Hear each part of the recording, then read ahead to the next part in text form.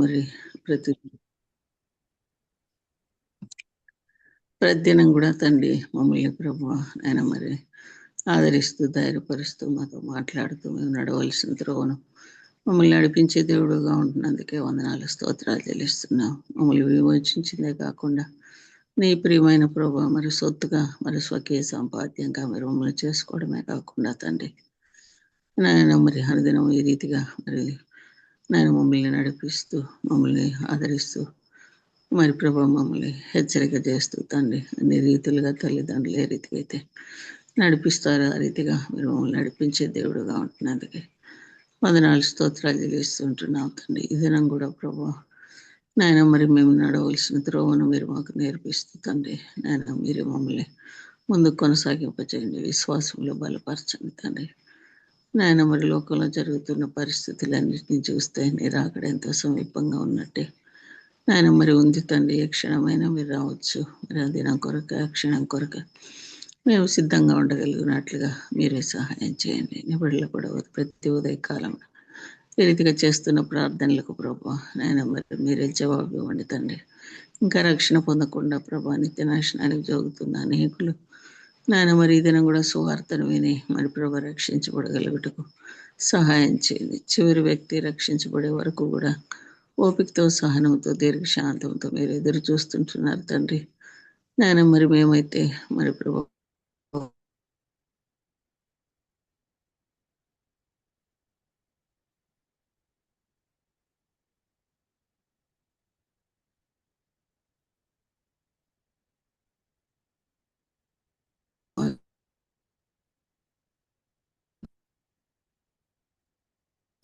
కరువు ప్రభావ వీటన్నిటి పరిస్థితుల మధ్య నాయన మేము నమ్మకంగా నీ కొరకు జీవించడానికి సహాయం చేయండి.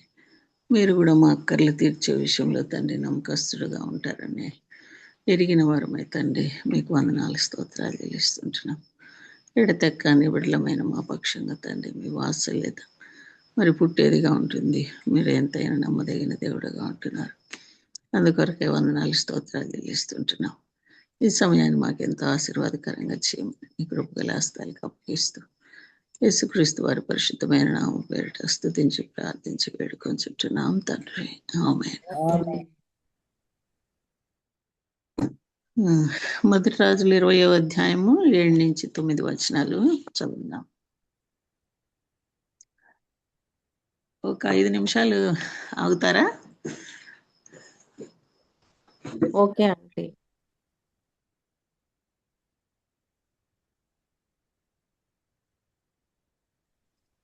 అక్క ఎవరైనా ఒకరు పాట పాడండి అక్క దయచేసి. సరోజక్క కరెంట్ లేదా మీకు కూడా?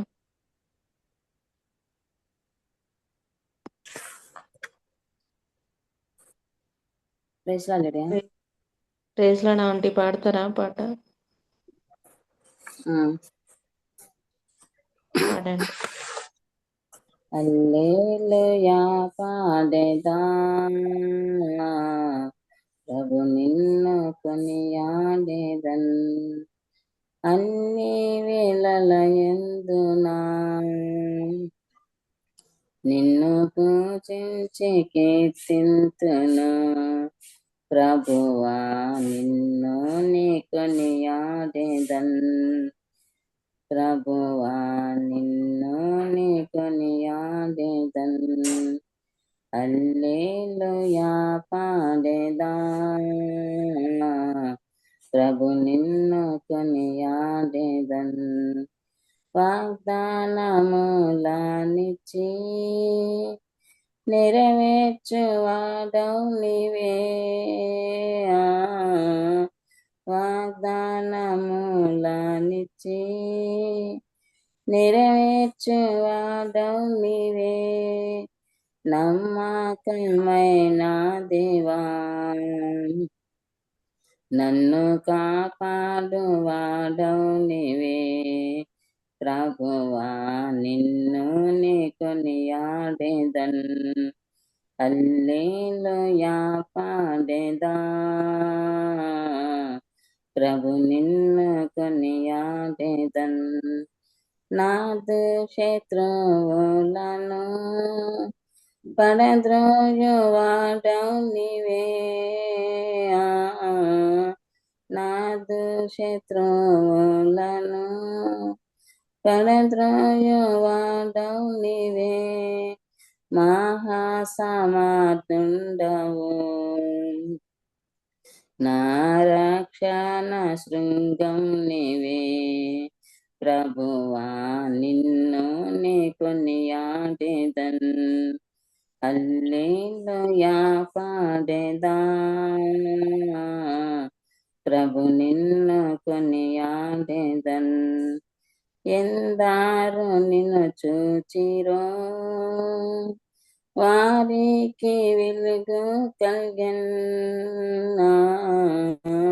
ఎందారు నిన్ను చూచిరో వారికి వెలుగు కలిగెన్.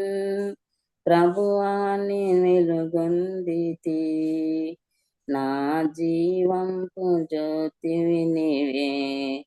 ప్రభువా నిన్ను నీ కొనియాడెదన్, హల్లెలూయా పాడెదా. ప్రభు నిన్ను కొనియాడెదన్. Praise lord. అంటే ప్రైజ్ లార్డ్ అంటే లేరా మొదటి రాజులు 20వ అధ్యాయం 7-9 వచనాలు చదువుకున్నాం. కాగా ఇశ్రాయేలు రాజు దేశ పెద్దలందరినీ పిలువనంపించి, బెన్హదదు నీ భార్యలను పిల్లలను వెండి బంగారములు పట్టుకుందని వర్తమానం పంపగా, నేను ఈయనని చెప్పలేదు, ఆ మనుష్యుడు చేయగోరుచున్న మోసం ఎట్టుదో అది మీరు తెలుసుకొనడను. నీవు అతని మాట వినవద్దు, దానికి ఒప్పుకొనవద్దు అని ఆ పెద్దలను జనులందరినూ అతనితో చెప్పిరి గనక అతడు, మీరు రాజైన నా ఏలిని మనతో తెలియజెప్పవలసినదేమనగా, నువ్వు మొదట నీ సేవకుడైన నాకు ఇచ్చి పంపిన ఆజ్ఞని తప్పక అనుసరింతును గాని నువ్వు ఇప్పుడు సెలవిచ్చిన దానిని నేను చేయలేనని బెన్హదద్ దూతలతో చెప్పుడాను. ఆ దూతలు పోయి బెన్హదదునతో వచ్చి ఆ ప్రత్యుత్తరము తెలియజేయగా, మనం పోయిన వారము మరి బెన్హదదు 33 మంది రాజులతో మరి అహాబు రాజు మీదకి యుద్ధానికి రావడము, అక్కడ గుడారాలు వేసుకొని మరి వార్త పంపడము, మరి నీ భార్య నీ పిల్లలు నీ వెండి నీ బంగారం అంతా నాదే అని అన్నప్పుడు ఆహాబు మరి ఏమాత్రం ఆలోచన చేయకుండా, నా ఏలిన వాడమైనా నీవు ఏది కావాలో అది తీసుకో అని అన్నాడు అని కూడా చదివాం కదా. కనుక ఆహాబు ఎల్లప్పుడు కూడా స్వార్థపరుడుగాను మరి అంటే ఆలోచన కూడా చేయకుండా, భార్య బిడ్డల్ని తీసుకెళ్తామని అంటే ఎవరైనా ఒప్పుకుంటారు అట్లా? మరి వాళ్ళ కొరకే ప్రాణమైనా పెట్టుకుంటారు కదా. అలాంటిది మరి నువ్వు తీసుకోవచ్చు అని చెప్పాడని మనం చూసాం. అంటే అతనిలో ఎంత స్వార్థం ఉందో అది చూస్తున్నాం అన్నమాట. అది నిజంగానే మరి చెప్పాడో లేక ఎగతాళిగా చెప్పాడో తెలియదు మనకు. ఎందుకంటే ఆయన భార్య ఎవరు? యెజబెల్ కదా. మరి యెజబెల్ వెనకాలే దాక్కునే మనిషిలాగా ఉంటాడు కదా. ఆమె ఏం చెప్తే అదే చేస్తాడు కదా. అలాంటోడు మరి నా భార్యని తీసుకోవచ్చు, నా పిల్లల్ని తీసుకోవచ్చు అని అనడం అనేది అంటే ఉట్టి మాటగా ఆయన చెప్తున్నాడు అని అనుకున్నాడేమో తెలియదు అనమాట. ఏదేమైనా మరి స్వార్థం అనేది అయితే ఆహాబుకు ఉంది అని, ఆ స్వార్థం అనేది మనలో ఉండకూడదు అని మనం చూసామన్నమాట. వివాహ జీవితంలో కూడా మరి పెళ్లి చేసుకుంటే చాలా బాగుంటుంది అని చాలా సంతోషం అని మరి తలంచవచ్చు. కానీ నిజానికి అది బాధ్యతతో కూడింది. మరి ఎన్నో బాధ్యతలు మరి వహించాలా, భర్త విషయంలో పిల్లల విషయంలో మరి ఎన్నో సహించుకోవాలా, వాళ్ళ కొరకే త్యాగం చేసుకోవాలా, ఇవన్నీ కూడా మరి ఉంటాయి కదా. మరి అవన్నీ లేకుండానే వివాహం కావాలని మరి చేసుకునేవాళ్ళు త్వరగానే డిసప్పాయింట్ అయిపోయి కొద్ది రోజులకే కయ్యాలు పెట్టుకొని మరి విడాకులు తీసుకోవడం, ఇలాంటివన్నీ మనం ఈ దినాల్లో చూస్తున్నాం. పాతకాలంలో ఎన్ని కష్టాలు వచ్చినా ఎన్ని శ్రమలు వచ్చినా సహించుకొని వాళ్ళు సంసారాలు చేసుకున్నారు. కానీ ఈ దినాల్లో విశ్వాసులు అని చెప్పుకుంటూ చిన్న చిన్న దానికే పోట్లాడుకొని విడిపోతున్న మరి వారిని మనం చూస్తూ వస్తుంటున్నాం. కనుక ఆ రీతిగా మరి మనం ఉండకూడదు అని చెప్పి పోయినసారి మనం చూసాం. అయితే ఇక్కడ బెన్హదద్ విషయమై మనం ఆలోచన చేస్తే అతను మరి ఆహావిస్తాను అన్న దాంతో తృప్తి చెందకుండా, రేపు నేను ఇంటికి నా దాసుల్ని పంపిస్తాను, నీ కంటికి ఏది ఇష్టంగా ఉంటుందో అదంతా కూడా వాళ్ళు తీసుకుంటారని అన్నప్పుడు, ఆహాబు ఇప్పుడు దేశ పెద్దలను పిలిపించి వాళ్ళతో ఈ మాటలు చెప్పాడని మనం చూసాము. అప్పుడు వాళ్ళు మంచి సలహానే ఇస్తున్నారు. ఏమని? అతను చెప్పిన దానికి నువ్వు ఒప్పుకోబాక. బెన్హదద్ అతిశయానికి లెక్కలేనితనానికి ఆహాబు తన దేశ పెద్దలను పిలిపించాడు. వారి జ్ఞానాన్ని అడుగుతున్నాడు ఆశ్చర్యంగా. వారు ఏం చెప్తున్నారు మనం ఇప్పుడు చదువుకున్నాం కదా. వారి మాటలు జ్ఞానయుక్తంగా ఉన్నాయి, మెచ్చుకోదగిన మాటలు అవి. అతని మాటలను అంటే బెన్హదద్ మాటలు వినబాక, ఒప్పుకోబాక అని వాళ్ళు చెప్పారు. ధైర్యంగా నిలబడు అంటున్నారు. ఈ విషయంలో ఆహాబును మెచ్చుకోవాల్సిందే. ఎంతో దీనంగా కనబడుతున్నాడు. బహుశా నిస్సహాయుడుగా ఉన్నట్టు తలంచి పెద్దల సలహా అడిగాడేమో. అలాంటప్పుడే ఆహాబు లాంటి వాళ్ళు ఇలా ప్రవర్తిస్తారు. లేక వాళ్ళంతటా వాళ్ళు చేయగలిగితే మాత్రం ఎవరిని కూడా కన్సల్ట్ చేయకుండానే, మరి ఎవరిని మరి అడగకుండానే వాళ్ళే మరి తీర్మానాలు చేసేస్తూ ఉంటారు. కానీ కొన్నిసార్లు ఇలాంటి కష్టాలు మనల్ని వంచుతాయి అన్నమాట. ఆహాబు నిజంగా ఏం చేయాలో దాని గురించి ఎన్నిక అతనికి లేదు. ఏం చేయాలో తోచడం లేదు. ఈ పెద్దల సలహా అడిగినప్పటికీ అక్కడ కూడా ఏదో కొరత మనకు కనబడుతుంది. తను ఇంకా చేయాల్సిందేదో చేయడం లేదు. అదేంటంటే అత్యవసర పరిస్థితుల్లో ఎవరిని అడగాలో అది చేయడం లేదు. ఎవరిని అడగాలో ఆహాబు ఆ విషయంలో తప్పిపోయాడని మనకు కనబడుతుంది కదా. బయలునైతే అడగడానికి వెళ్ళడం లేదు. ఎందుకంటే దాని గురించి మనం ఆశ్చర్యపడనవసరం లేదు. మొదటి రాజులు 18వ అధ్యాయంలో కొండ మీద, కర్మెలు కొండ మీద బయలుకు వాళ్ళు ఎంత ప్రార్థన చేసినా కూడా, మరి శస్త్రాలతో మరి శరీరాన్ని కోసుకున్నా కూడా ప్రత్యుత్తరం ఇచ్చినవాడు కానీ, జవాబు ఇచ్చినవాడు కానీ ఒక్కడు కూడా లేడని ఉదయం నుంచి సాయంకాలం దాకా మొత్తుకున్నా ఎవరు కూడా మరి వాళ్ళకి జవాబు ఇవ్వలేదని చూశాడు కదా. కనుక బహుశా అందుకేనేమో మరి బయలు దగ్గరికి వెళ్ళి ప్రార్థన చేయడం లేదు. కానీ నిజ దేవుని గురించిన సంగతి ఏంటి? సర్వశక్తి కలిగిన దేవుని ముందు దీనుడై, ఓ దేవా, మీరు ఆకాశం నుండి అగ్ని కురిపించడాన్ని చూశాను, మీ శత్రువులను నాశనం చేయడం చూశాను, నీ ప్రజల్ని విడిపించడానికి రండయ్యా అని అడగాల్సింది కదా. కానీ అలా అడగడం లేదు. కొన్నిసార్లు అన్నీ ట్రై చేస్తాము, మనుషులందరి దగ్గరికి వెళ్తాము, లేకపోతే ఈ సమస్య వీళ్ళైతే తీరుస్తారు, వాళ్ళైతే తీరుస్తారు, మాకు బాగా ఉన్నవాళ్ళు లేక అధికారంలో ఉన్న వాళ్ళు బాగా తెలుసు, వాళ్ళని పట్టుకుంటే పని అయిపోతుందని ఆ రీతిగా తలస్తామే తప్ప ముందు ప్రార్థన చేసుకుందాము, దేవుణ్ణి అడుగుదామని మనకు తోచదనమాట. అంటే పెద్ద పెద్ద సమస్యలకే కాదు, చిన్న చిన్న వాటికి కూడా ఒక్కోసారి మనం ప్రార్థన చేసుకోకుండానే ఏదో ఒక పని మొదలెడతాం, అది చెడిపోతుంది, అప్పుడు ప్రార్థన చేసుకుందాం అని తలంపు వస్తుంది అనమాట. ఒకసారి ఒక తల్లి కేక్ తయారు చేస్తుందంట. మరి అయితే అది ఏదో మరి ఎక్కువ తక్కువ అయ్యి అది చెడిపోతుంది. చెడిపోయే సమయం వచ్చినప్పుడు కుమారునితో చెప్పిందంట, రారా ప్రార్థన చేద్దాము అని. అంటే ఆ చిన్నోడు చెప్పాడంట, కాదు మమ్మీ, అది ముందే ప్రార్థన చేయాల్సింది కదా అని చెప్పాడంట. కనుక చాలాసార్లు దేవుని అడగకుండానే మనం ఏదో ఒక పని మొదలు పెట్టుకుంటాము, దానివల్ల మనకు నష్టమే కలుగుతుంది అనమాట. కనుక మరి వాళ్ళని వీళ్ళని సలహాలు అడగడం కానీ కాదు, కానీ దేవుని ముందు మరి అడగాల్సింది. కానీ ఇంకా అడగడం లేదు. ఎందుకంటే మరి వర్షాన్ని చూశాడు, అగ్నిని చూశాడు దేవుడు. ఏలియా మనవిని ఎలా జవాబిచ్చాడో మరి చూశాడు. కానీ కొన్నిసార్లు వేరే వాళ్ళ జీవితాల్లో దేవుడు చేయడం చూస్తాము, వేరే వాళ్ళ ప్రార్థనకు జవాబు ఇవ్వడం చూస్తాం. కానీ మనం కూడా ప్రార్థన చేస్తే ప్రభు సహాయం చేస్తాడు ఈ విషయంలో, ఫలానా విషయంలో అన్నట్టుగా మనకు విశ్వాసం లేకుండా పోతుంది అనమాట. కానీ ఆహాబుకు అంత అవిశ్వాసం ఉన్నా కూడా, దేవుని దగ్గరికి రాకపోయినా కూడా దేవుడే జోక్యం చేసుకుని ఏదో ఆహాబు పక్షంగా చేస్తున్నాడు. ఆహాబు ఎన్నడూ దీన్ని కూడా ప్రభు అంటే తన బాటుకు తను ప్రభు వైపుగా ఒక అడుగు కూడా వేయలేదు. అయినా ప్రభు ఏం చేశాడు? 13వ వచనము మనం చూడొచ్చు. ఒక ప్రవక్తను పంపుతున్నాడు. ప్రవక్త దగ్గరికి కానీ దేవుని దగ్గరికి కానీ వెళ్ళడం లేదు. అయినా మరి ప్రవక్తే అహాబ్ దగ్గరికి దేవుడు పంపిస్తున్నాడు. ఆయా సమయాల్లో మరి అపోస్తల కార్యం 10వ అధ్యాయంలో ఉన్న కొర్నేలిలాగా దేవుని గురించి సరైన అవగాహన లేని వారికి దేవుని ప్రత్యక్షత ఇవ్వబడుతుంది. ఎందుకంటే వాళ్ళు దేవుని వెతుకుతూ ఉంటారు కనుక ప్రతి జనంలోనూ భక్తి కలిగి ఎవరైతే దేవుని వెతుకుతారో వాళ్ళకు దేవుడు ప్రత్యక్షపరుచుకుంటాడు అనేది మనకు అక్కడ అర్థమవుతుంది కదా. కొర్నేలి అనే మరి శతాధిపతి, ఆయన ఎంతో భక్తి కలిగి దాన ధర్మాలు చేస్తా మరి తనకు తెలిసిన అంతవరకు దేవుడి గురించి మరి ఆయన ప్రార్థన చేసుకుంటూ ఉన్నాడంట. మరి ఏ దేవుడానికి ప్రార్థన చేశాడో మనకి తెలియదు కానీ మరి కొంతమంది నిష్టగా మరి విగ్రహారాధన అయినా చాలా నిష్టగా చేస్తూ దేవుని వెదికే వాళ్ళకి దేవుడు తప్పకుండా మరి కనబడతాడని, ప్రత్యక్షపరుచుకుంటాడని, నేనే దేవుడినని ఆయన తెలియపరుచుకుంటాడని మనము చూస్తూ వస్తున్నాం.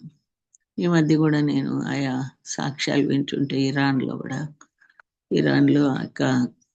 కామినేనితో కూడా మరి పనిచేసిన ఐఆర్జీసీ యొక్క అంటే ఆయన ప్రత్యేకంగా పెట్టుకున్న సైన్యాధిపతి ఒక ఆయన, మరి ఆయన కూడా మరి చనిపోయి ఆ కామినేని చనిపోయేటప్పుడు ఆయన కూడా మరి చాలా దెబ్బల దగ్గరికి కాలిపోయి ఆ బాంబు బ్లాస్ట్లో మరి పరలోకానికి అంటే వాళ్ళు డాక్టర్స్ అంతా తనకు ఇంకా కొన ఊపిరితో ఉన్నప్పుడు వాళ్ళంతా ట్రై చేస్తూ ఉన్నారు. ఆ సమయంలో ఆయన శరీరంలో నుంచి బయటకు వచ్చేసి తనకి ఏమేం జరుగుతుందో అదంతా ప్రత్యక్షంగా చూస్తున్నాడంట.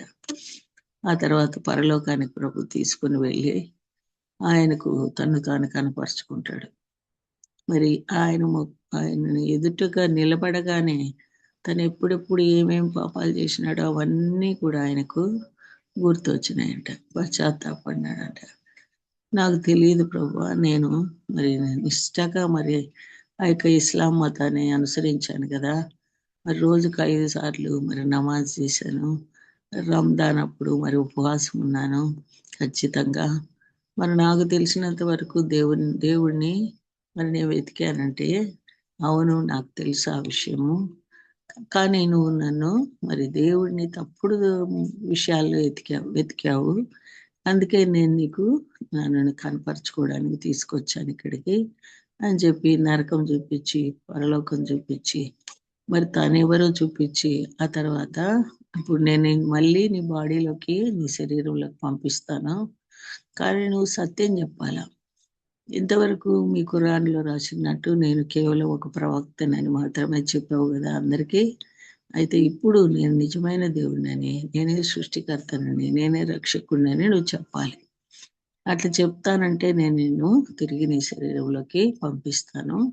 పంపించినా కూడా మరి నీకు ధైర్యం లేక మరి నీ భార్య కానీ నీ పిల్లలు కానీ లేక నీతో పనిచేసిన ఆ యొక్క సైనికాధికారులు కానీ నిన్ను చంపేస్తారేమో లేక వదిలేస్తారేమో అని చెప్పి భయంతో నువ్వు చెప్పకుండా పోతే మరి నీకేం జరుగుతుందో చివరికి ఇక్కడ కనబడుతుంది కదా, చూపించాను కదా.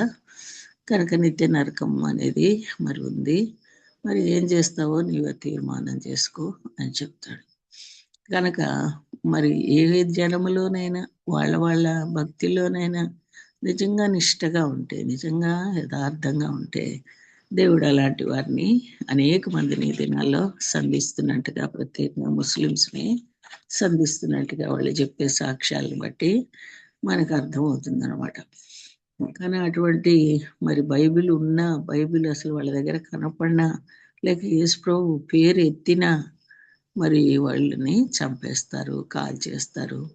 మరి ఆ లైవ్గా అంటే బతికున్న మనిషినే కాల్ చేస్తారు, లేక పెద్ద ఖడ్గం తీసుకొని మరి ఆ యొక్క తల నరికేస్తారు. ఇంకా విపరీతమైన శ్రమలు వాళ్ళని పెడతారు, వాళ్ళని చెరసాలు వేస్తారు, భయంకరంగా కొడతారు. ఇవన్నీ కూడా ఆయనే చెప్తున్నాడు అనమాట. నేనే ఇలాంటి అంటే రహస్యంగా ఉండే క్రైస్తవుల్ని కలుసుకున్నాను, వాళ్ళని తీసుకెళ్ళి అరెస్ట్ చేసి ఆ చెరసాల్లో వేశాను, అక్కడ వాళ్ళని పెట్టే భయంకరమైన శ్రమలు నేను కళ్ళారా చూశాను. అయితే ఇప్పుడు ప్రభు సజీవుడు, ఆయన నిజమైన దేవుడు అన్న సంగతి నాకు ఇప్పుడు అర్థమైంది. కనుక నేను ప్రభు కొరకే సాక్షిగా ఉంటానని చెప్పినప్పుడు ప్రభు తిరిగి ఆయన్ని శరీరంలోకి పంపిస్తాడు. ఆయన శరీరం త్వరగా హీల్ అయిపోతుంది. చాలా భయంకరమైన దెబ్బలు తగిలి ఉంటాయి.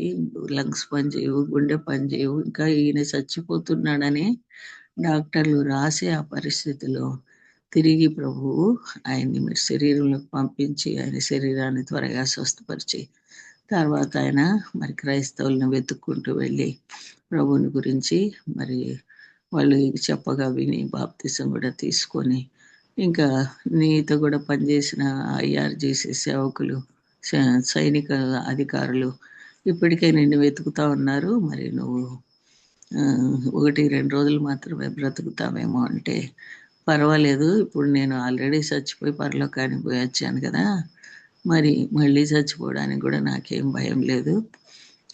కాకపోతే నా భార్య బిడ్డలు నన్ను వదిలేసి వెళ్ళిపోయారు. వాళ్ళు కూడా ఈ సత్యం తెలుసుకోవాలా.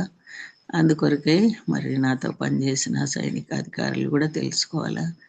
నా ప్రజలందరూ కూడా తెలుసుకోవాలా. యేసు ప్రభువు కేవలం ప్రవక్త కాదు. ఆయన సిలువ మీద మరణించలేదు. అల్లా వచ్చి వేరే ఆయన బదులు మరి సిలువలో మరణించేట్టు చేసినాడని మరి ఆ తప్పుడు బోధను నేను ఖండించి సత్యాన్నే వాళ్ళందరికీ తెలియజేస్తానని అప్పటికప్పుడు అక్కడే తెలిసిన ఆయన మరి ఆయన సాక్ష్యాన్ని రికార్డ్ చేసి ప్రపంచమంతా పంపించేస్తాడు అన్నమాట.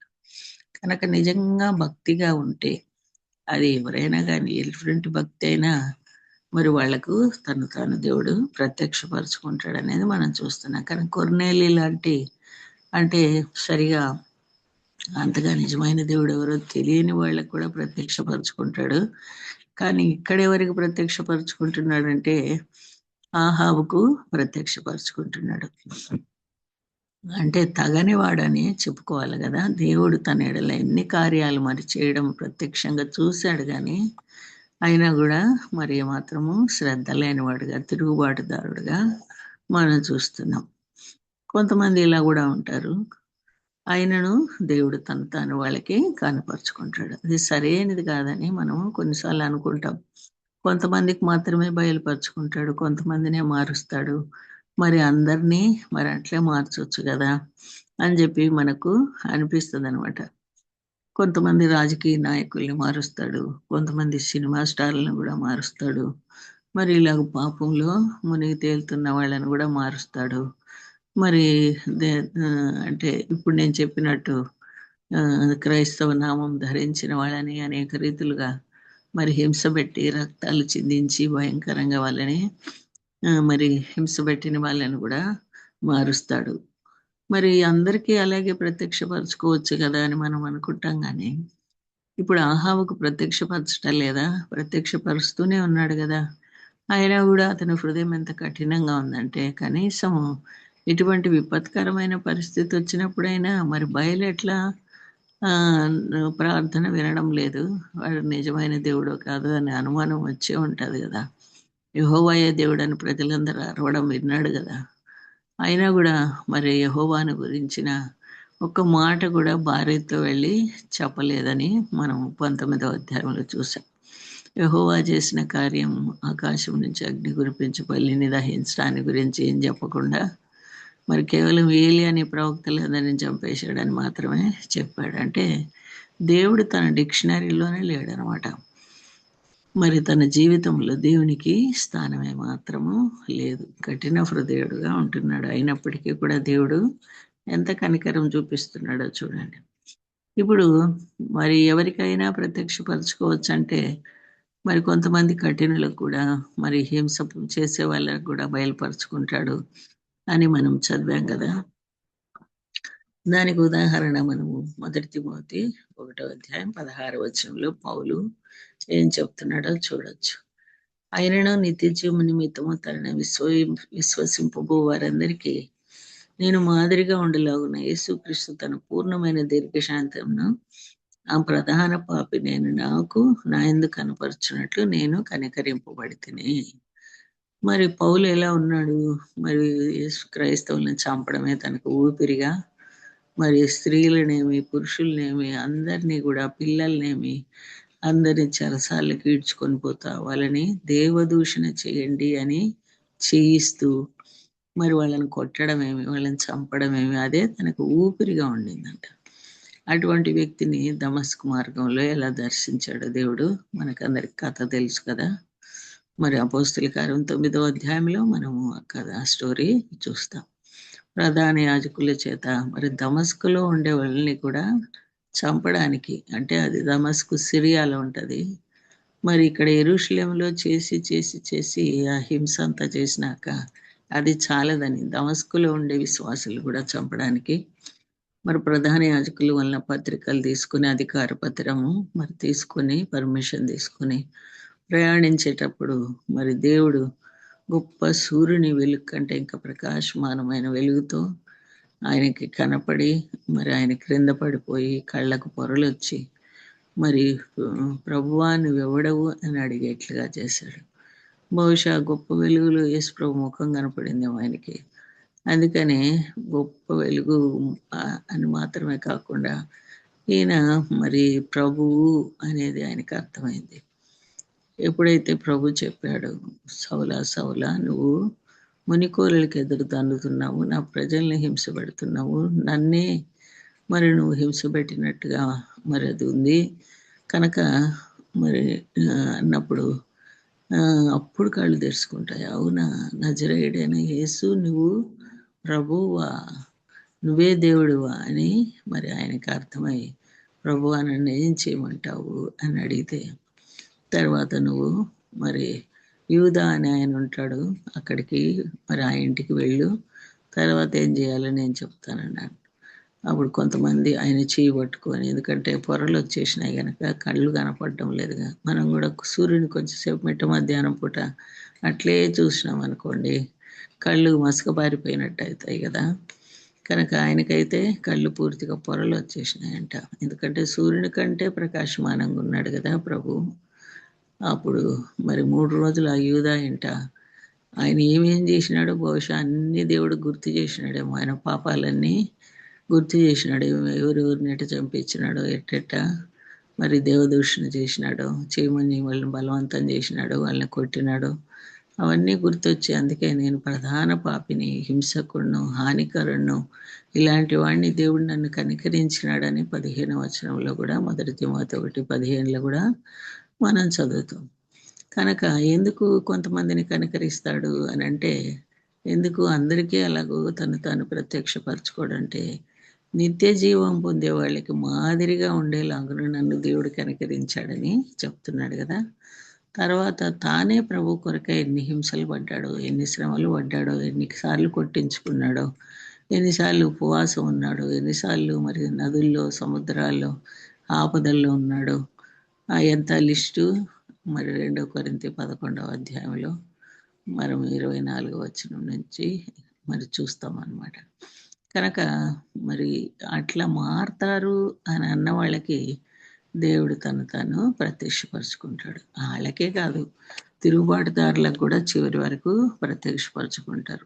నేను ఇంతకుముందే చెప్పాను అనుకుంటా, కామినేని కూడా వాళ్ళ తమ్ముడి ద్వారా, వాళ్ళ అక్క ద్వారా, తన దగ్గర పనిచేసే నర్సు ద్వారా, మరి ఇంకొక డాక్టర్ ద్వారా, ఇలాగూ మరి అందరి ద్వారా ప్రత్యక్షపరచుకున్నా కూడా, అందరి ద్వారా సువార్త చెప్పించినా కూడా అతను చివరి వరకు నమ్మలేదు అని మనం చూస్తాం. అది వాస్తవం అనమాట. కనుక ఇలాగూ కొందరు ఉంటారు, కొంతమంది పౌల్లాగా మారేవారు ఉంటారనమాట. అయినా దేవుని కనికరం చూడండి, ప్రతి ఒక్క వ్యక్తికి మరి సువార్త వినిపించే తర్వాతనే ఆయన తీర్పు తీరుస్తాడు. కానీ మరి అందుకే మనం కూడా ఏం చేయాలా, మరి సాక్షార్థమైన సువార్త చెప్పాలి. మేము ఎప్పుడు వినలేదండి, నిన్ను గురించి మాకు తెలియదండి అని ఎవ్వరు చెప్పకుండానట్లుగా దేవుడు అన్ని రీతులుగా మనుషులకు తాను బయలుపరుచుకుంటాడు అనమాట. ఒక ఛాన్స్ అయినా వాళ్ళకు తప్పకుండా ఇస్తాడు. అంతేందుకు, సృష్టిని చూసినప్పుడే సృష్టిలో అదృశ్యుడైన దేవుడు అనేవాడు ఒకడు ఉన్నాడు అనేది వాళ్ళు మరి తెలుసుకొని వెతకగలిగితే దేవుడు వారికి ప్రత్యక్షమవుతాడు. కనుక ఇప్పుడు మనము ఆహాబు లాంటి దౌర్భాగ్యుడికి మరి ఏమాత్రం వెతకని వాడికి కూడా, నేను వెతకని వారికి నువ్వు దొరికినావు, నిన్ను వెతకని వారికి నువ్వు దొరికినావు అని కూడా యెషయా గ్రంథంలో మనము ఒక చోట చదువుతాం. అయితే ఇక్కడ తిమోతి తన పిలుపు విషయంలో సందేహిస్తూ పిరికివానిగా ఉండగా తిమోతిని ప్రోత్సహిస్తూ పౌలు ఇలా రాస్తున్నాడు. ఆ దినాల్లో మరి ఎఫెసు సంఘానికి, పెద్ద సంఘానికి తిమోతి పాస్టర్గా ఉన్నాడు. 1 తిమోతి 1:16 ఈ హేతువు చేత దేవుడు తన కనికరాన్ని నాకు చూపించాడు అని అంటున్నాడు. దేవుడు తన పరిపూర్ణమైన సహనాన్ని ఉదాహరణగా చూపించడానికే నన్ను కనికరించాడు అంటాడు పౌలు. నిత్యత్వం వరకు రక్షింపబడుతున్న వారికి నేను మాదిరిగా ఉండులాగున అంటాడు. పౌలు ఒకప్పుడు టెర్రరిస్ట్ లాగున్నాడు కదా, నరహంతకుడు, క్రైస్తవులను బహుగా హింసించినాడు. అయినా ప్రభు అతనికి తన్ను తాను బయలుపరుచుకున్నాడు. గలతీ 2:20 నన్ను ప్రేమించి నా కొరకే తన్ను తాను అప్పగించుకున్నా, మరి దేవుని కుమారుల యందలి విశ్వాసం ద్వారా నేను జీవిస్తున్నాను అంటాడు. దమస్కు మార్గంలో దేవుడు తను తాను నాకు ప్రత్యక్షపరుచుకున్నాడు, నా కళ్ళు తెరిచాడు. నాలాంటి వారిని రక్షించడం ద్వారా కృప ఎట్టి మహత్తరమైన కార్యం చేస్తుందో దేవుడు లోకానికి చూపించదలిచాడు అని చెప్తున్నాడు పౌలు. అలాంటి రీతిగానే తను బయలుపరుచుకొని కొందరు ఉంటారు. అలాంటి వారు కూడా నాలాంటి వారి సాక్ష్యం విన్నప్పుడు ఆ దేవుణ్ణి వెంబడించడానికి తీర్మానించుకుంటారని పౌలు భావం అన్నమాట. దేవుడు కొన్నిసార్లు ఒక వ్యక్తిలో కార్యం చేస్తే ఆ వ్యక్తి ద్వారా మరి ఆ వ్యక్తిని వ్యక్తిగతంగా ప్రేమించి తర్వాత అతనిలో మరి కార్యం చేసి అతనిలో దేవుడు కలిగించిన మార్పును చూసినప్పుడు వేరే వాళ్ళు కూడా మారేలాగా, ఇంత దుర్మార్గుడు ఇలా గెట్ట మారాడు అని ఆ సాక్ష్యం చూసినప్పుడు వాళ్ళు కూడా మారేదానికి ఆస్కారం ఉంటుంది అనమాట. ఎందుకంటే దేవుని గుణాలను చూసినప్పుడు ఆయన్ని ఎదిరించే వారికి కూడా కరుణ చూపించేవాడని, తమను కూడా మార్చడానికి శక్తిమంతుడని నమ్మగలుగుతారు. ఎంతో మంది ప్రజలు ఉంటుండగా ఎడతెక్క ఈ రాజు వెంట, ఆహాబు వెంట దేవుడు ఎందుకు పడుతున్నాడు అనేది మనం చూసినప్పుడు పౌలు మాటలు మనకు గుర్తొస్తాయి. అది విన్నప్పుడు మన దేవుడు ఎలాంటి కరుణామయుడు కదా అని ఆశ్చర్యపడకుండా ఉండలేము. వాళ్ళ దాకా ఎందుకు, ఎన్నోసార్లు మన జీవితంలో కూడా తప్పిపోయినా, మరి దారి తప్పిపోయినా, రక్షించబడి కూడా ప్రభువుకు సరిగా మన నమ్మకంగా జీవించకపోయినా మనల్ని వదలకుండా ఎట్లా ఆయన ప్రేమిస్తుంటాడో, మన అక్కర్లని ఎలా తీరుస్తుంటాడో, మనం మొరపెట్టగానే మన ప్రార్థనలకు ఎలాగూ జవాబిస్తుంటాడో, అవన్నీ చూసినప్పుడు మనకు మన దేవుడు ఎంత కరుణామయుడో అర్థమవుతుంది కదా. కనుక అసాధారణ పద్ధతిలో దేవుడు ఆహాబు జీవితంలో పనిచేస్తున్నప్పటికీ అతని హృదయంలోనూ జీవితంలోనూ దేవుని ఎడల ఎలాంటి మార్పు లేకుండా ఉంది అని చూస్తున్నాం. ఆయనను సంతోషంగా నేను అతనికి లోపరుచుకుంటాను అని దేవుడు అంటున్నట్లుంది ఇక్కడ. దేవుడు కొన్నిసార్లు ఆశ్చర్యం గొలిపే సంగతులను కనులారా ఆహాబు చూసేలా చేశాడు. ఆ ఒక్కడి కొరకే కాదు, ఇతరులు వారంతట వారు ఆయన చెంతకు వచ్చేలా ప్రోత్సహించబడడానికి ఆయన గుణగణాలను కూడా వాళ్ళు చూసేలా చేస్తున్నాడు. అందుకే ఆహాబు దగ్గరికి ప్రవక్తను తీసి పంపిస్తున్నాడు. కనుక ఆహాబు బెన్హదదుకు ఈ వార్త పంపిస్తున్నాడు. చూడు, నువ్వు మొదట అడిగిన దాన్ని చేస్తాను కానీ రెండవసారి అడిగిన దాన్ని ఒప్పుకోలేను అన్నప్పుడు బెన్హదద్ ఏం చేశాడు? 1 రాజులు 20:10-12 వరకు చదివితే మనకు అర్థమవుతుంది. బెన్హదద్ మరలా అతని యుద్ధకు దూతలను పంపి, నాతో కూడా వచ్చిన వారందరూ పిడికెడు ఎత్తుకొని పోటుకు షోమ్రోని యొక్క ధూళి చాలేళ్ల దేవతలు నా గొప్ప అపాయం కలగజేదురుగాక అని వర్తమానము చేసినాం. 1 రాజులు 20:10 మనం ఆ మాటలు చదువుతున్నాం. బెన్హదదు తాను చెప్పింది ఎవరైనా ఎలా నిరాకరిస్తారో ఆలోచించలేకపోయినాడు. అతని గర్వము తారాస్థాయిలో ఉంది. నేను నిన్ను నలిపేస్తాను అంటాడు. నేను ఈ ధూళిలాగా మిమ్మల్ని నా దేశానికి తీసుకుని పోతాను అంటాడు. మరి 1 రాజులు 20:11 ఆహాబు ఏం చెప్పాడో చూడండి. అందుకు ఇశ్రాయేల్ రాజు తన ఆయుధములు మరి తీసేసిన వానిలాగా నడుమును బిగించుకున్నవాడు దాన్ని విప్పివేసిన వాని వలె అతిశయపడకూడదని చెప్పుమనను. ఆహాబు ఎంతో పిరికివానిలా భార్య సాటం దాక్కునేవాడు కదా, ఇప్పుడు చాలా ధైర్యంగా బెన్హదదుకు వార్త పంపిస్తున్నాడు. బెన్హదదు నీ విజయం పొందక ముందే పొందినట్లు అతిశయపడబాకు అంటాడు. అది విన్నప్పుడు మరి ఆశ్చర్యం అనిపిస్తుంది. కానీ ఆహాబు చెప్పిన దాన్ని మనము ఇష్టపడతాం కదా. ఇక్కడ ఒక నియమం ఉంది. ఆ నియమం క్రైస్తవులంగా మనం కూడా పాటించడం మంచిది. క్రైస్తవులంగా మనం కూడా అతిశయించే శోధన కొన్నిసార్లు కలిగి ఉంటాం బెన్హదద్ లాగా. ఇంకా జరగని వాటిని గురించి అతిశయపడతాం. యాకోబు తన పత్రికలో మనకు ఒక సంగతి చెప్తున్నాడు. అంటే వ్యాపార వ్యవహారాల విషయముల గురించి రాస్తూ, మరి మనం ఏదో ఒక పట్టణానికి వెళ్తాము, అక్కడ ఒక సంవత్సరం పాటు వ్యాపారం చేసుకుంటాము, మరి లాభాలు సంపాదిస్తాము అని కొందరు అనుకుంటారు. అయితే మరి ఆ పట్టణానికి దేవుడు వెళ్ళమన్నాడు, వెళ్ళొచ్చా, అక్కడికి వెళ్ళిన తర్వాత సంవత్సరం వ్యాపారం చేసుకోగలమా, ఇవన్నీ కూడా మనం మరి కన్సిడర్ చేయాల్సి ఉంటుంది. యాకోబు అంటున్నాడు, అంటే ముందు చూపు ఉండకూడదు, రేపటి గురించి మనము ఏర్పాట్లు చేసుకోకూడదు అనేది కాదు, కానీ మరి దేవుడు ఉండాలి అందులో, మనం చేసే ప్రతి తీర్మానంలో. మరి దేవుణ్ణి అడిగి మనము ఆయన ప్రణాళిక ప్రకారము మనము చేసుకోవాలి, కానీ మనమే సొంతంగా ఆలోచన చేసుకొని నేను ఇట్లా చేస్తా అట్లా చేస్తా అంటే దానివల్ల నష్టమే ఉంటుంది. అసలు అంతకాలం బతుకుతామో లేదో కూడా అంటాడు యాకోబు. మన జీవమే పాటిది, ఆవిరి వంటిదే కదా, మరి సంవత్సరం పాటు బతికి లాభాలు సంపాదిస్తామని మరి ఎలా నువ్వు చెప్తావు అని. దేవుడు నిజంగా నీకు చెప్తే సంవత్సరం పాటు నువ్వు వెళ్ళు ఆ దేశానికి, అక్కడ వ్యాపారం చేసుకో అని అంటే మంచిది. ఇప్పుడు దుబాయ్కి ఏం జరుగుతుందో మనం చూస్తున్నాం కదా.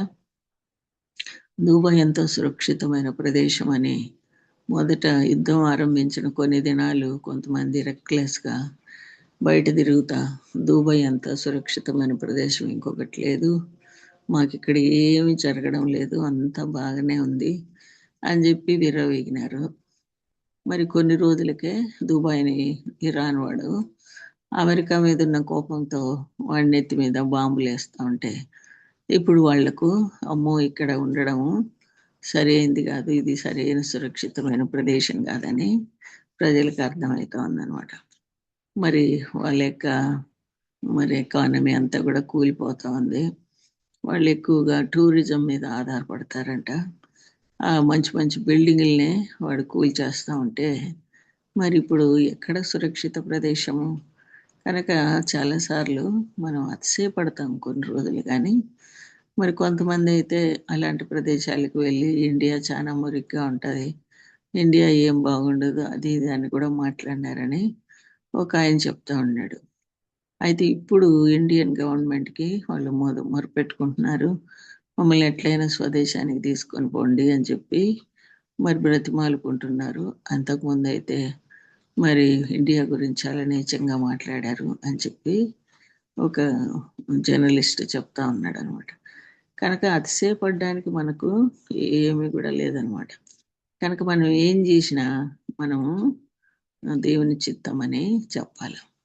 అయితే కొంతమంది అర్థం పర్థం లేకుండా ప్రతిదానికి దేవుని చిత్తం అనే వాళ్ళు కూడా ఉంటారు. అట్లా కూడా కాదు, కానీ దేవుని సార్వభౌమత్వాన్ని మనము గుర్తించాలా, ఒప్పుకోవాలా, దేవుని మీదే ఆధారపడుతున్నామని ఇతరులకు మనం ప్రకటించే వాళ్ళుగా ఉండాలి. నువ్వు చేసే వాటిలో నిశ్చయతను కలిగి ఉండడము తప్పని యాకోబు చెప్పడం లేదు, కానీ ఆ విషయంలో దేవుడు నీకు అనుమతిస్తున్నాడా అనేదాన్ని చూసుకోవాలన్నమాట. దేవుని శక్తి నిన్ను నడిపించడం అనేది అవసరం. ఆ రీతిగా తలంచడము, మాట్లాడడం అంటే దేవుడిని అడగకుండా అది ఇది చేస్తాను అని అంటే చేయగలను అని తలంచడం దేవునికి అసహ్యం అనమాట. నీ ఆలోచనలు అన్నిట్లో ఇప్పటి నుంచి 24 గంటల్లో నువ్వు చేసే ఆలోచనలో కూడా, ప్రణాళికల్లో కూడా దేవుని ఏర్పాటు, ఆయన కృపా అనుమతి లేకుండా ఏది కూడా చేయకూడదు. ఒకవేళ చేసినా అది సరిగ్గా జరగదు, ఫెయిల్ అయిపోతుంది.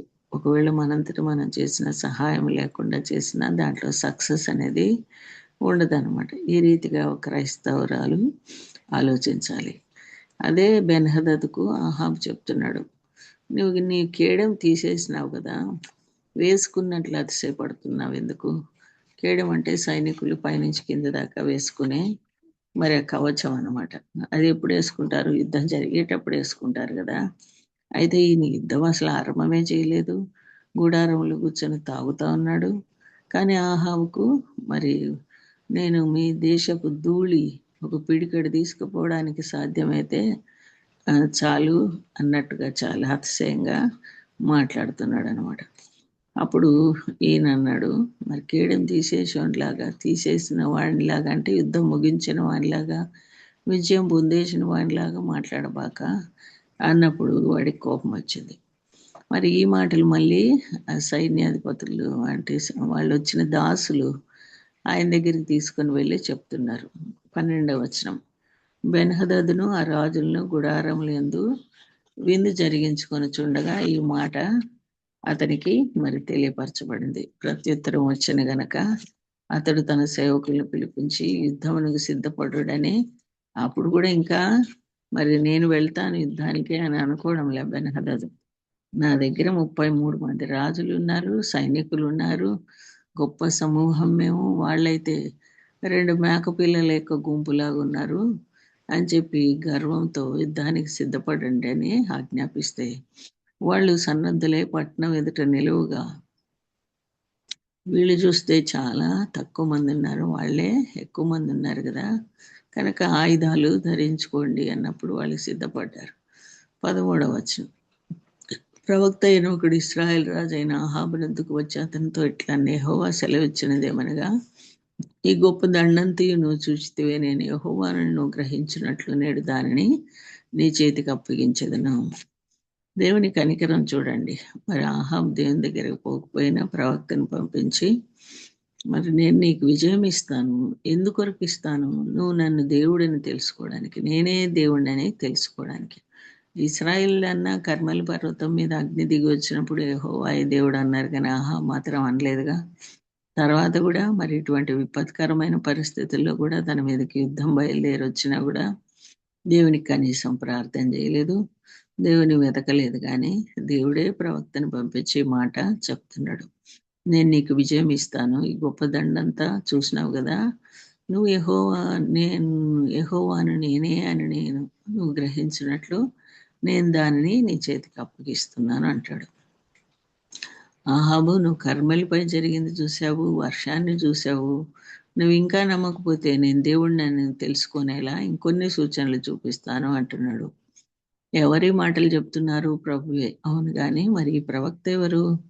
కొందరు ఏలియా అనుకుంటారు, కానీ ఈయన ఏలియా కాదు. ఏలియా కాకపోతే ఎలీషా అయ్యుండొచ్చేమో అని మనం అనుకోవచ్చు, కానీ వాళ్ళిద్దరు కాదు. ఈ ప్రవక్త మారు వేషం వేసుకున్న మరి ఒక ప్రవక్త అనమాట. మనకు గుర్తుంటే మరి 19వ అధ్యాయంలో ప్రభు అంటాడు కదా, ఏలియా దేవునితో నేను ఒక్కడనే ఉంటే రోషం కలిగి నీ కొరకే నన్ను కూడా చంపాలని అనుకుంటున్నారు అన్నప్పుడు ప్రభు అంటాడు, నీ ఒక్కడే కాదురా నాయన, ఇంకా 7,000 మంది నాకు మరి బయలును ముద్దు పెట్టుకోకుండా వానికి సాగిలి పడకుండా ఉండేవాళ్ళు ఉన్నారు అని చెప్పాడు కదా. వాళ్ళల్లో ఒకడై ఉండొచ్చు. లేదా మరి ఓబద్య దాచిపెట్టిన 100 మందిలో 2 గుహల్లో 50 మంది చొప్పున దాచిపెట్టాడు కదా, వాళ్ళల్లో ఒక ఆయన అయి ఉండాలన్నమాట. కనుక దేవుడు మరి అటువంటి చిమ్మ చీకటి కలిగినప్పుడు మరి పరిస్థితుల్లో కూడా తన ప్రవక్తలను యెజెబెల్ చంపుతున్న దినాల్లో కూడా మరి వీళ్ళందరినీ తన కొరకే శేషంగా పెట్టుకొని ఉన్నాడు అనమాట. కనుక ఆ శేషంలో నుండి వచ్చిన ప్రవక్త ఏంటాడు. ఈ కార్యం నెరవేర్చమని దేవుడు అతన్ని పంపించాడు. ఇక్కడ ఈ వ్యక్తి ఎంతో అద్భుతమైన పరిచయం చేస్తున్నాడు, కానీ అతని పేరైతే ఎవరికి తెలియదు. అది నాకు మీకు కూడా ఎంతో ఆశీర్వాదకరమైందిగా అనిపిస్తుంది. నిజానికి ఇలాంటి పరిచర్య ఏలియా లాంటి వాళ్ళు చేయాలని మనం తలస్తాం, కానీ ఎవరికీ తెలియని ఈ వ్యక్తికి దేవుడు ఇలాంటి పరిచర్య ఇస్తున్నాడు. ఇది మనకేం చెప్తుందంటే, నీవు నేను కూడా అందరికీ తెలిసినా తెలియకపోయినా దేవుడు నీ కొరకు ఒక పని కలిగి ఉంటాడు. దేవుడు నీకు ఒక పరిచర్య కలిగి ఉన్నాడు. ఈ పటంలో ఏలియా కానీ ఎలీషా కానీ కనపడడం లేదు. పేరు లేని వ్యక్తి మన ఎదుట ఉన్నాడు. దేవుడు నిశ్చయంగా ఈ వ్యక్తిని పిలిపించాడు, నడిపించాడు, రాజుల ఎదుట నిలబెట్టాడు. మరి నీ బాధ్యత ఏంటి? మనలో ఎవరినైనా దేవుడు లేపుకోగలడు, ఒక క్షణంలో ఆ పని చేయగలడు. కాకపోతే ఆ ప్రవక్తలాగా మనం దేవునికి లోబడితే లోబడి మనం ఉండాల్సిందే, అంతే. బయలునకు మోకాళ్ళునకయు ముద్దు పెట్టుకొనకయు ఉన్నవారిలో ఇతడు కూడా ఒకడని చూసాం కదా. అతని నిలకడ విశ్వాసాన్ని బట్టి బహుశా గుహలో దాక్కున్నాడు, లేకపోతే మరి 7,000 మందిలో ఒకడై ఉండొచ్చు. మనం పూర్తిగా దేవునికి లోబడ్డానికి ఇంకొక పురికొల్పు అనేది ఇక్కడ మనకు కనబడుతుంది. అది దేవుని హృదయాన్ని మనము సంతోషపరచడమే. ఆయన నన్ను వాడుకున్నా వాడుకోకపోయినా ఆయన ఎదుట నేను నిలబడాలనేది నా చివరి కోరికగా ఉండాలి.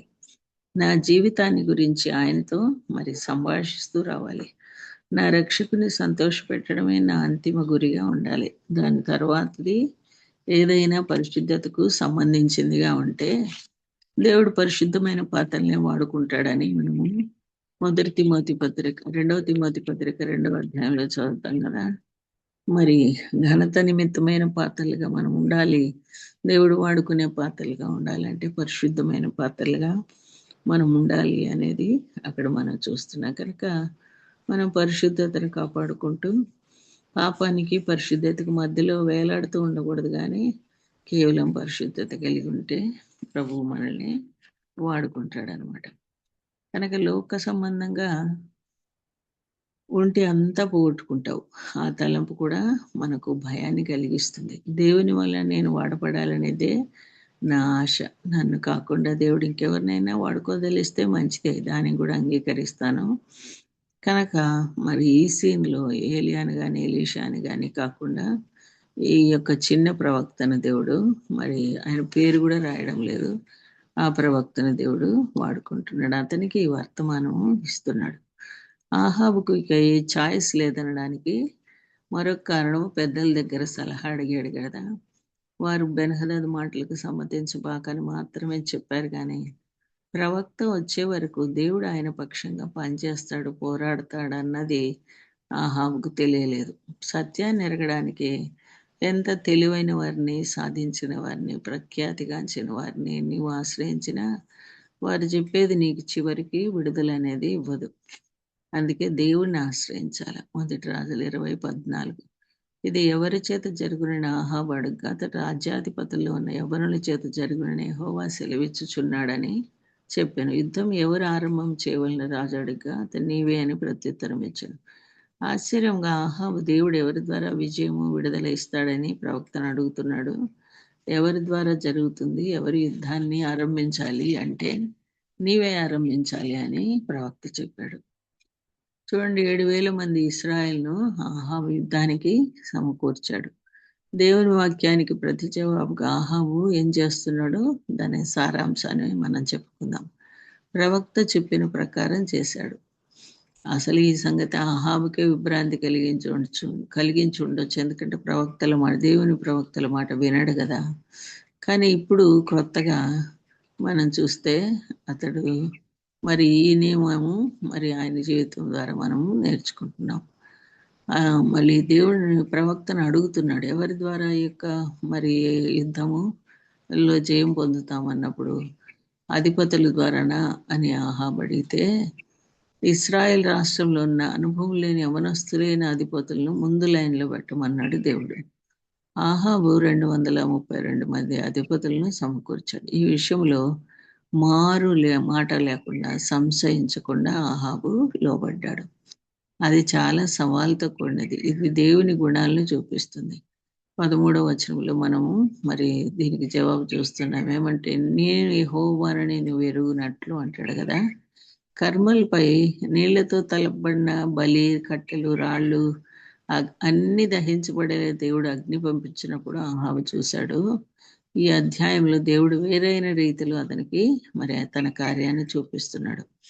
ఎలాంటి వారిని ముందు వరుసలో పెట్టమంటున్నాడంటే, మరి అంత అనుభవం లేని వాళ్ళని, యవనస్తులు అంటే అంత అనుభవం ఉండదు కదా, అలాంటి వాళ్ళని పెట్టమంటున్నాడు. అది పూర్తిగా దేవుని కార్యము అని ఎరగాలని అలా దేవుడు కొన్నిసార్లు మరి అంటే ఏమి చేతగాని వాళ్ళని కూడా వాడుకుంటాడు అనమాట. అది చూస్తే వీళ్ళు ఏం చేస్తారు, వీళ్ళకు అసాధ్యం అది అని తోచేటట్టుగా ఉంటుంది అనమాట. మరి ఇప్పుడు రాళ్ళని కూడా బుగ్గి చేసిన దేవుడు వాళ్ళని వాడుకోలేడా? ఆయనే చెప్తున్నాడు కదా వాళ్ళని మరి వాడుకోమని. వాళ్ళ ద్వారా నేను జయమిస్తానని చెప్తున్నాడు. వాళ్ళు మరి ముందు నడవాలా? మరి యుద్ధం అయితే నువ్వే మొదలు పెట్టాలని. మరి అట్లాంటి పిరికి వాడైన ఆహాబు, ఎంతసేపు భార్య సాటును దాక్కునే ఆహాబు ఇప్పుడు తానే వెళ్ళి యుద్ధం చేయాలి అంటే కూడా దానికి కూడా సిద్ధపడుతున్నాడు. ఈ ఒక్కసారి దేవునికి లోబడ్డాడు అనమాట. కనుక దేవుడు ఎందుకు ఇలాగూ మరి చేతకాని వాళ్ళని, మరి అంత అనుభవం లేని వాళ్ళని వాడుకుంటాడంటే ఆయనకు మహిమ కలగాలని. కనుక పరిస్థితులు విషమించేలా చేస్తాడు. అలాంటప్పుడు ఆయన ఏం చేయమంటున్నాడో దాన్ని మనం చేయాలి. ఇక్కడితో కథ ముగిసిందా అంటే ముగియదు. ఆహా మారిపోయాడు అనుకుంటే అతడు మరి ప్రవక్తను అడుగుతున్నాడు. ప్రవక్త ఇంకా అధికంగా సూచనలు ఇస్తున్నాడు. కానీ ఆహా విధేయత తాత్కాలికమైనదే అని తర్వాత అధ్యాయంలో మనం చూస్తాం.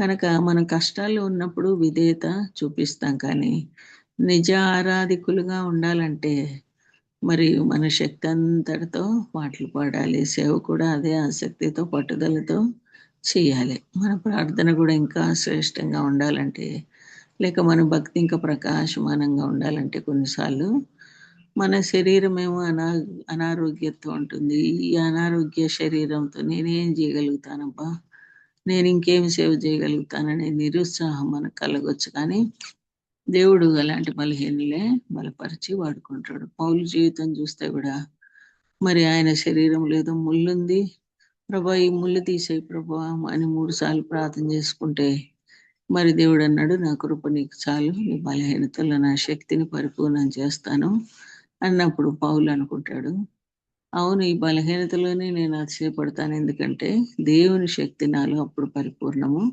అవుతుంది గనక దాన్ని బట్టే నేను అతిశయపడతాను అంటాడు. కనుక మనం కూడా కొన్నిసార్లు పరిస్థితులు మనం ఏం చేయగలుగుతాము, ప్రభు కొరకు ఏమి చేయలేమని నిరుత్సాహం మనకు మరి కలిగినప్పుడు ప్రభు అంటాడు, నేను బలపరుస్తాను, నీకు సహాయం చేస్తాను, నువ్వు ఈ కార్యం చేయగలుగుతావని దేవుడు మనకు ఏదో ఒక పరిచర్య అప్పగిస్తాడు.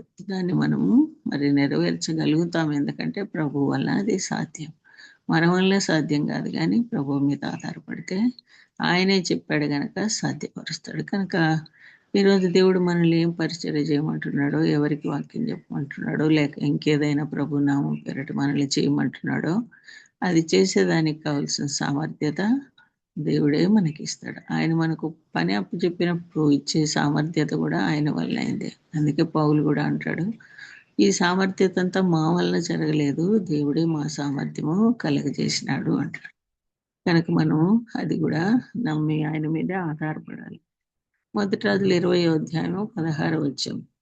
మధ్యాహ్నం మంది వీరు బయలుదేరగా బెన్హదతును అతనికి సహకారులైన 32 రాజులను ఆ గుడారంలో త్రాగి మత్తులయ్యుండిరి. ఈ అధ్యాయం చివరి 5 వచనాలు చదివితే బెన్హదదు త్రాగుతున్నాడని రెండవసారి మనం చదువుతున్నాం. దాని ఫలితాలను మనం ఈ అధ్యాయంలో చూడగలుగుతాము. అదే అతని పతనానికి దారి తీసింది. కొందరు త్రాగడం పర్వాలేదు అనుకుంటారు. త్రాగుడు వలన మన తలంపుల ఆలోచనలు కూడా సరిగా పనిచేయవు. త్రాగుడు నాశనానికి నడిపిస్తుంది. 1 రాజులు 20వ అధ్యాయం 17-18 వచనాలు. రాజ్యాధిపతుల్లో ఉన్న యవనస్తులు ముందుగా బయలుదేరినప్పుడు సంగతి తెలుసుకున్నట్టుకే బెన్హదదు కొందరిని పంపెను. షోమురోలు నుండి కొందరు వచ్చి ఉన్నారని బంటులు తెలియజేయగా అతడు వారు సమాధానముగా వచ్చినను యుద్ధం చేయవచ్చును వారిని సజీవులుగా పట్టుకొనడని ఆజ్ఞాపించను. అతడు నిషాలో మాట్లాడుతున్నాడు. అతడు ఎటువంటి రాజు 16వ వచనం మనకు తెలియజేస్తుంది కదా. మధ్యాహ్నం మందు వీరు బయలుదేరగా బెన్హదదు అతనికి సహకారులైన 32 రాజులను గుడారములు త్రాగి మత్తులయ్యుండిరి. ఆ మత్తులో ఉండి మాట్లాడుతున్నాడు అనమాట.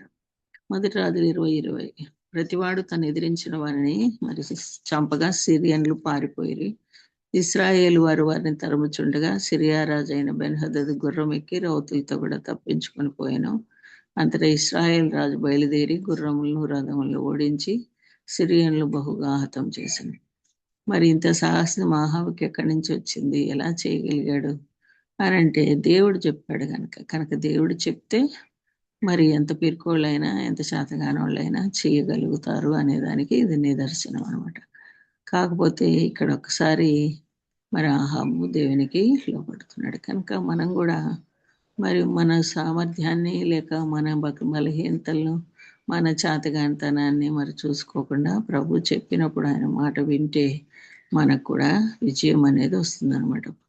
నమ్మినప్పుడు ఆశీర్వాదం, లోబడితే బహుమానము ప్రతిఫలము ఉంటుంది.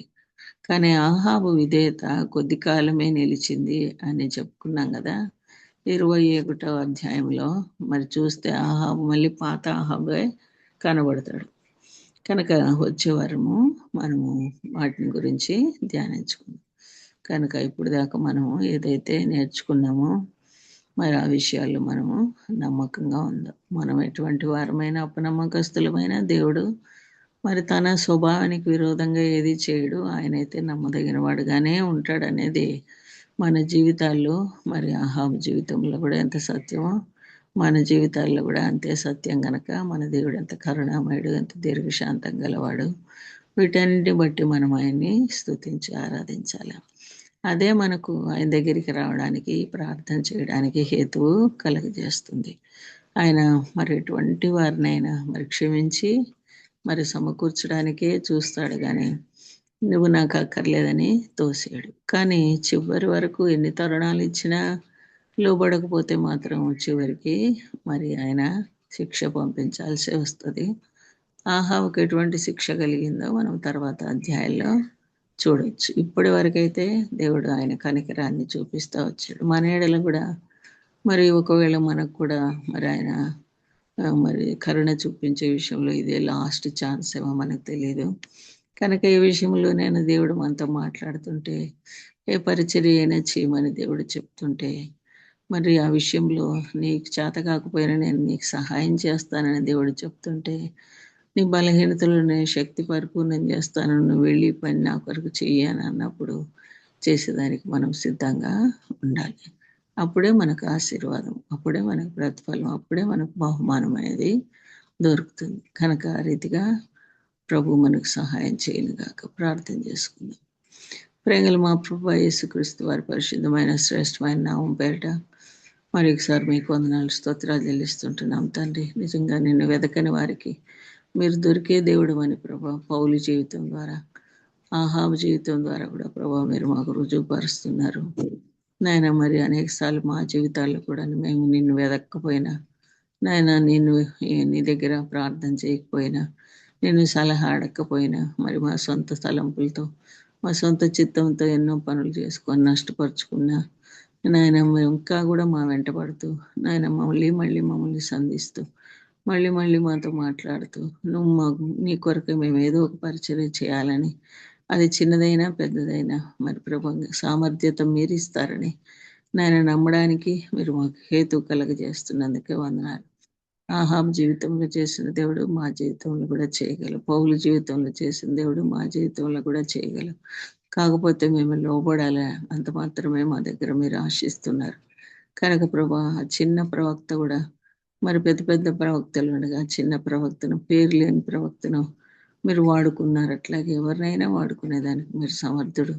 కనుక ఈ దినం ప్రభా నీ కొరకే మేము ఏదైనా చేయాల్సి ఉంటే ఆ పని చేయడానికి ప్రభు కావాల్సిన సామర్థ్యతను అనుగ్రహించి నీకు లోబడి విధేయత చూపించి ప్రభా మరి ముందుకు కొనసాగి తండ్రి విజయం పొందుకునే వారిగా ఉండడానికి సహాయం చేయమని నీ కృపగల హస్తాలకు మమ్మల్ని అందరినీ కూడా అప్పగించుకుంటూ చేరి వచ్చిన సహోదరులందరూ, వారి కుటుంబాలు, మరి వాళ్ళ పిల్లలు, వాళ్ళ భర్తలు, వాళ్ళ అవసరతలన్నీ కూడా మీరు తీరుస్తూ రమ్మని, నీ కొరకే కూడా ఏదైనా మరి కార్యం చేయమని మరి వారిని కోరుతుంటే ప్రభు అదేంటో తెలుసుకొని తండ్రి ఆ కార్యం నెరవేర్చడానికి బిడ్డలకు సహాయం చేయమని యేసు నామముపేట ప్రార్థిస్తున్నాం తండ్రి. ఆమేన్. ఆమేన్.